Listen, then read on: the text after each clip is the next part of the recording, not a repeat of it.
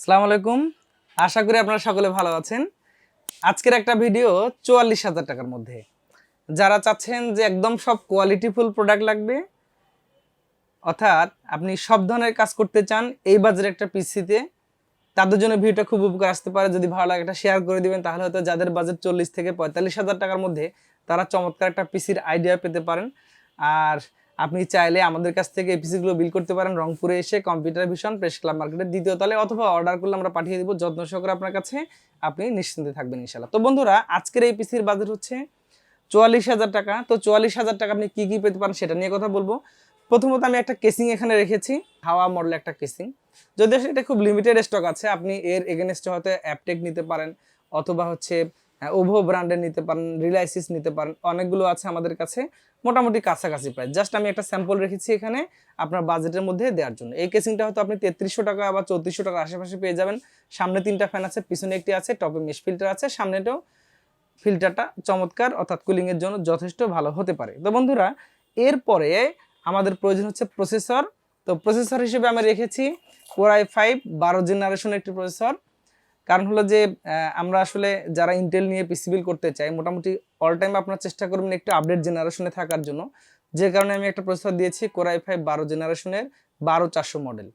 তো এটা হচ্ছে 6 কোর 12 থ্রেডের প্রসেসর, 730 সিরিজের গ্রাফিক্স বিল্ট ইন আছে এটাতে। আপনি ইনবিল্ট গ্রাফিক্স কার্ডে যথেষ্ট ভালো পারফরমেন্স পাবেন, সেই সাথে এটার ক্যাশ মেমোরি আছে 18 এমবি। আপনার মোটামুটি সব ধরনের কাজ করার জন্য একটা যথেষ্ট পাওয়ারফুল প্রসেসর। তো আমার মনে হয় আপনি নিশ্চিন্তে এটা রাখতে পারেন।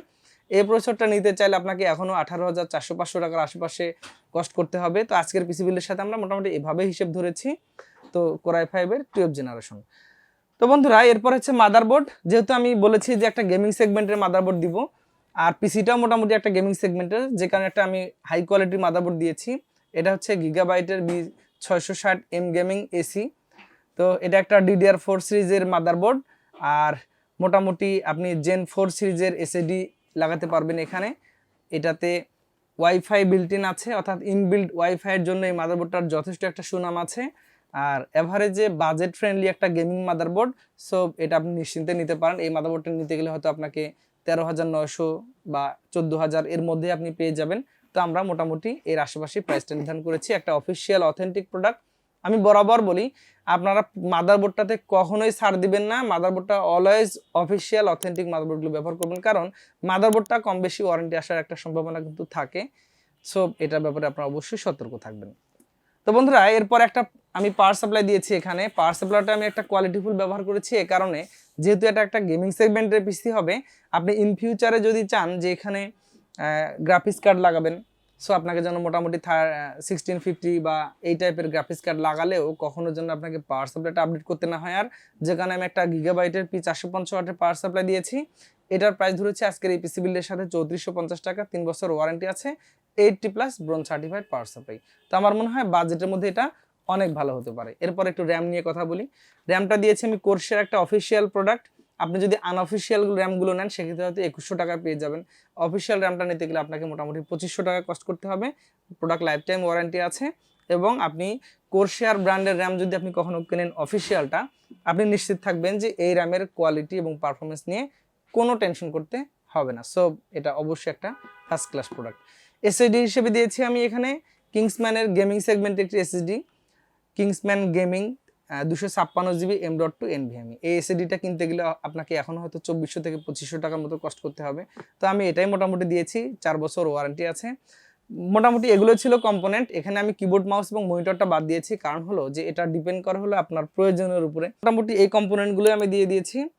এখানে আমি সব কিছু মোটামুটি ভালো ধরার চেষ্টা করেছি, যাতে আপনাকে ফিউচারে আপডেট করার তেমন কোনো প্রয়োজন না হয়, এবং আমার মনে হয় যে আপনি না করলেও আপনি অনেক দিন এটা চালাতে পারবেন। তো আপনি এখানে চাইলে অনেক খরচটা কমিয়ে দিতে পারেন। আপনি হয়তো এখানে পাওয়ার সাপ্লাইটা আর একটু কম ব্যবহার করতে পারেন। সেক্ষেত্রে হয়তো আপনি এখানে 2000 টাকাও এখানে সেভ করা সম্ভব, অর্থাৎ এখানে 42,000 টাকা হয়ে যাবে তখন।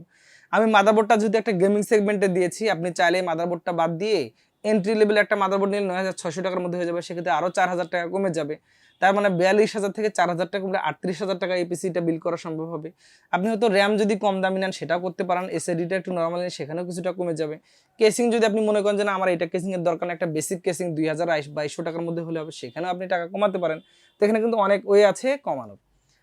তো এর সাথে আপনার এখন একটা কস্টিং হবে, একটা কিবোর্ড মাউস কিনতে হবে আর একটা হচ্ছে মনিটর কিনতে হবে। মনিটরটা আপনি বিভিন্ন দামের মধ্যে কিনতে পারেন, আপনি চাইলে আপনার পছন্দের মধ্যে বাজেট ফ্রেন্ডলি মনিটরগুলো নিয়ে এই পিসিটা কমপ্লিট করতে পারেন। তো বন্ধুরা আর কথা নয়, 44,000 টাকার এই পিসিটা কেমন হয়েছে জানাবেন। আপনি চাইলে আমাদের শোরুমে এসে এই পিসিগুলো বিল করতে পারেন। Core i5 12th জেনারেশন এই পিসিটি অবশ্যই অনেক আপডেট হবে এবং অনেক কোয়ালিটিফুল হবে। কেমন লেগেছে জানাবেন, এই ভিডিওটি শেয়ার করে দিবেন, তাহলে তো অন্যরা দেখতে পারবেন। আগামীতে আবার নতুন কোনো ভিডিওতে দেখা হচ্ছে। আল্লাহ হাফেজ।